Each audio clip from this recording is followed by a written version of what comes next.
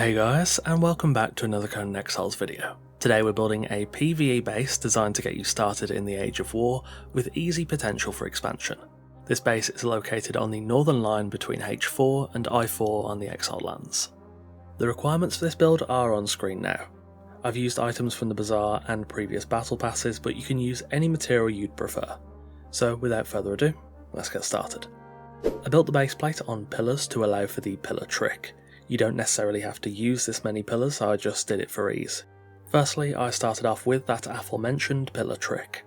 I'm using this to frame the build to give it a bit more shape and break the flatness of sandstone. This isn't necessary for the base, and if you're new to building in Conan you may want to skip this segment. However, if you would like to learn, I do have a video on how to replicate this trick easily, card is in the top right. I put pillars at the intersection points of each room, which allows me to easier visualise the internal structure as I'm building, and will result in some nice shaping once the build is complete. Once the pillars were finished, I then started on the front staircase.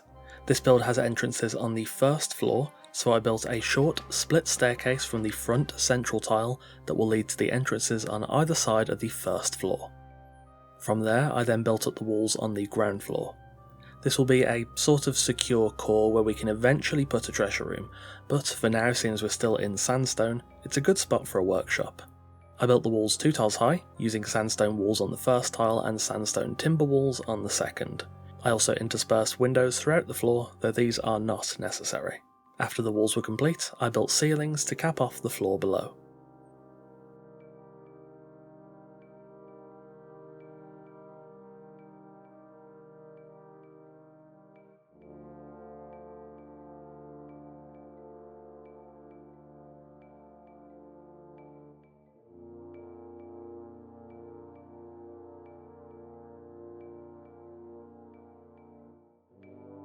Next, onto the first floor walls. I firstly raised the pillars a bit and then began on those walls. I'll be reducing the size of the build slightly here, including side balconies for growing herbs and rear balconies just for aesthetics.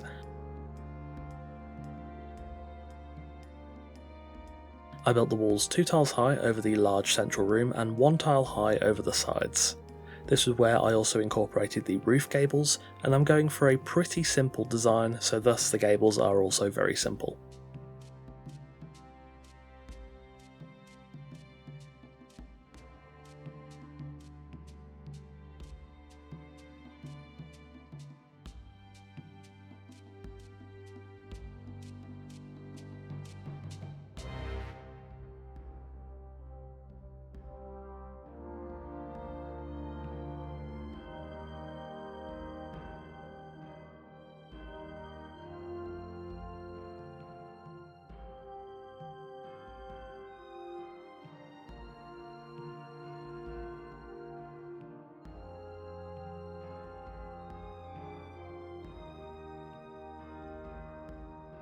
Once the main gables were in place, I then extended the front gable out by a tile to meet the raised pillars on the front balcony.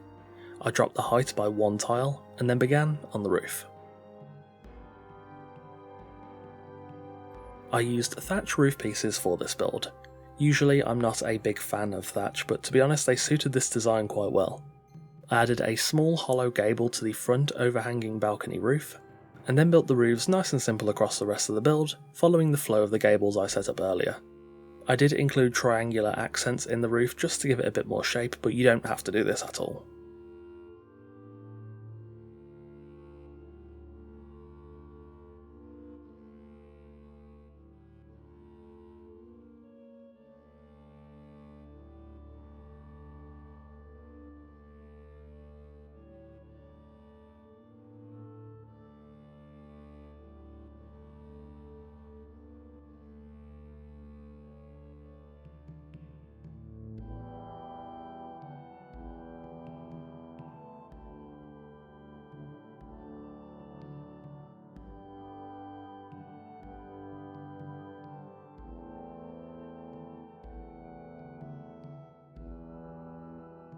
Finally, a completely optional step, I used chimney pieces from the sandstone timber set to create suspended columns on the exterior, just for some extra detail.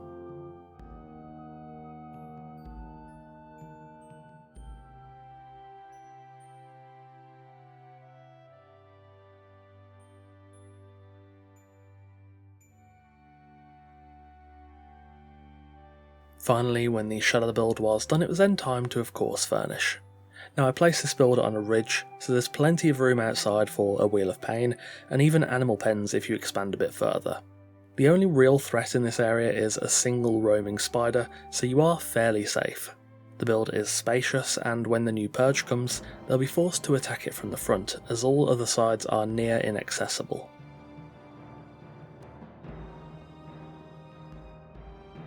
Inside the build, I've laid out the first floor as a sort of hybrid space, half aesthetics and half practicality.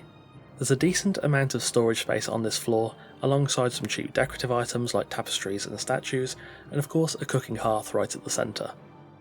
The side rooms hold some utility, with the right side offering a clan emblem bench, some additional storage, and access to one of the 2 side balconies that hold crude planters, in which you can grow commonly used herbs for alchemy. The left side is structurally identical, holding a basic oven and some extra storage, alongside having access to the second side balcony. Each side also has a door to access the decorative rear balconies. The main room also holds an overhead bedroom in the loft space. It's very simple, including some storage and a bed. It is pretty tight up here, but utilises the space well, and though you do kind of risk bashing your head on the ceiling, it ends up feeling kind of cosy. Below on the ground floor is our workshop area.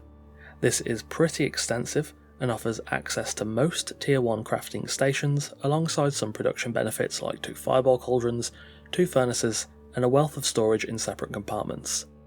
Thinking back in retrospect, it probably would have been possible to add overhead storage in the wings using a similar layout to those already present.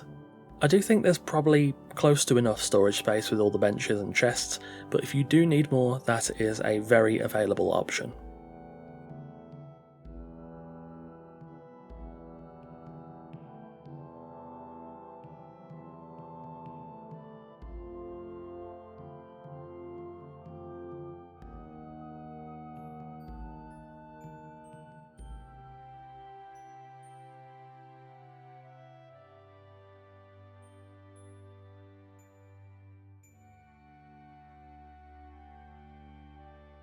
As you explore further across the land, gathering more resources, you can easily expand this base further.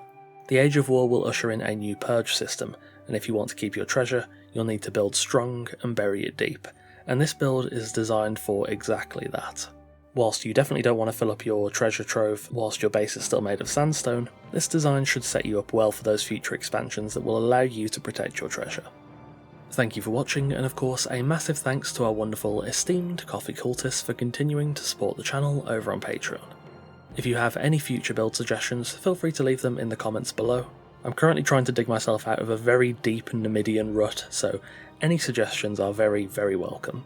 Again, thanks for watching, take care, and I'll see you soon.